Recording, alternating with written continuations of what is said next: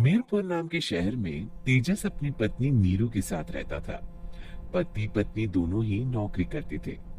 एक दिन तेजस गांव अपनी माँ के पास फोन करता है। हेलो, प्रणाम माँ। जीते रहो माँ, तुम दादी बनने वाली हो। अरे वाह, ठीक है बेटा, मैं कल ही आती हूँ। जब माँ जी शहर पहुंची तो बेटे बहू ने बहुत अच्छे से स्वागत किया। लीजिए माँ जी, चाय। अरे गर्मा गर्म पकोड़े ले आओ माँ के लिए। नीरू रसोई में गई और 2 मिनट में ही पकोड़े ले आई। जी, ये लीजिए। बहू, जादू से बनाए हैं क्या? अभी तो रसोई में गई थी। यम्मी।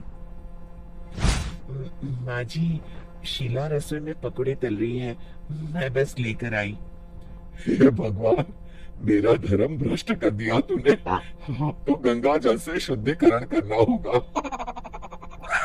दूसरे दिन, माँ जी, मैंने नाश्ता बना दिया है, ऑफिस जा रही हूँ। पर अभी तो घर का सारा काम पड़ा है। शीला आती ही होगी, झाड़ू पोछा बर्तन कपड़े वो सब कर लेगी। हमारे जमाने में घर का सारा काम हम ही करते थे। जी माँ जी, आप बहुत होशियार हैं, मैं घर ऑफिस दोनों नहीं संभाल पाती। तो जरूरत क्या है घर से बाहर जाकर चाकरी करने की? वैसे भी घर का काम खुद करने से घर में बरकत आती है, समझी? पर माँ जी, पर कुछ नहीं, इस महीने की पगार मिले फिर ऑफिस बंद है। हाँ। रात को नीरू तेजस से कहती है, सुनिए जी, माँ जी बोल रही थी कि मैं नौकरी छोड़ दूं। वैसे ठीक ही तो है, अभी तुम्हें आराम की जरूरत है। फिर भी आराम कहाँ, शीला को छुड़ाने के लिए बोल रही थी। तुम अब 24 घंटे में इतना काम तो कर ही सकती हो। पर जॉब पसंद है मुझे, घर पर मन नहीं लगेगा। अगले दिन जब दोनों ऑफिस के लिए निकल रहे थे, मेरी तो कोई कीमत ही नहीं है इस घर में। माँ जी, आजकल महंगाई बहुत है, रहन सहन भी बदल गया है, दोनों नौकरी करते हैं तभी ठीक रहता है। अच्छा, तो कहना क्या चाहती है? मेरा बेटा तुझे बिठा के खिला नहीं सकता? तू ही इस घर का खर्च चला रही है, हैं? नहीं माँ जी, मेरा वो मतलब नहीं था। मतलब खूब समझती हूँ, ये बाल धूप में सफेद नहीं किए मैंने। हाँ। अब तो ये रोज का काम हो गया था। तेजस भी रोज की चिक से परेशान हो गया था। एक दिन उसने कहा, नीरू, वैसे भी तुम्हें मैटरनिटी लीव मिलने वाली है, तो अभी से ही छुट्टी ले लो। पर क्या, मेरी सैलरी अच्छी खासी है। आखिर नीरू ने रिजाइन कर दिया। जब बच्चा हुआ तो घर में सब बहुत खुश हुए। कुछ दिनों बाद तेजस फाइल देख रहा था। क्या हुआ तेजस, कुछ परेशान लग रहे हो? अब हाँ, वो हमारी जितनी सेविंग्स थी वो तो हॉस्पिटल में और छठी के फंक्शन में खत्म हो गई है नीरू।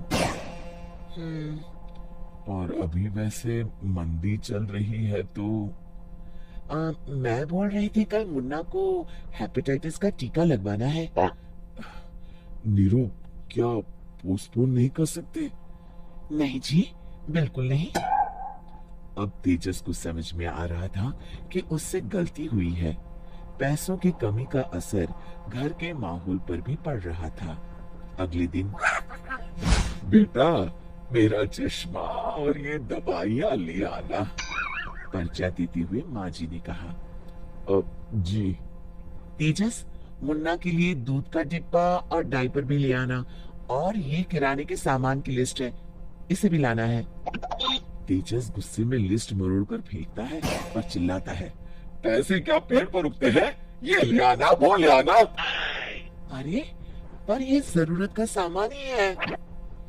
वो गुस्से में बिना कुछ कहे ऑफिस चला गया। अरे अरे, लंच तो ले जाइए। नीरू दौड़ कर डिब्बा पकड़ाती है। एक दिन खाना खाने के बाद, नीरू, अब तो मुन्ना कुछ बड़ा हो गया, तो अब तुम वापस ज्वाइन कर लो ना जॉब। पर इस रिसेशन में जॉब मिलना बहुत मुश्किल है। ट्राई तो करो। फिर मुन्ना, माँ जी है ना, और एक फुल टाइम मेड भी लगा लेंगे। पर माँ जी, उन्हें तो पसंद नहीं। तभी माँ जी वहां आ जाती है और प्यार से नीरू के सर पर हाथ फेरते हुए बोलती है, अब मेरी समझ में आ गया बहू, पहले के और अब के समय में अंतर है। तुम काम शुरू करो, मुन्ना की जिम्मेदारी मेरी। मेरी प्यारी माँ जी। ये कहकर नीरू उनके गले लग गई। शिक्षा, परिवर्तन संसार का नियम है, हमें भी समय के साथ चलना चाहिए। उम्मीद है कि आपको हमारी ये कहानी पसंद आई होगी। कृपया हमारे चैनल को सब्सक्राइब करें और सभी अपडेट्स के लिए बेल आइकन जरूर क्लिक करें। और हाँ, वीडियो लाइक और शेयर करना मत भूलिएगा। Bye bye.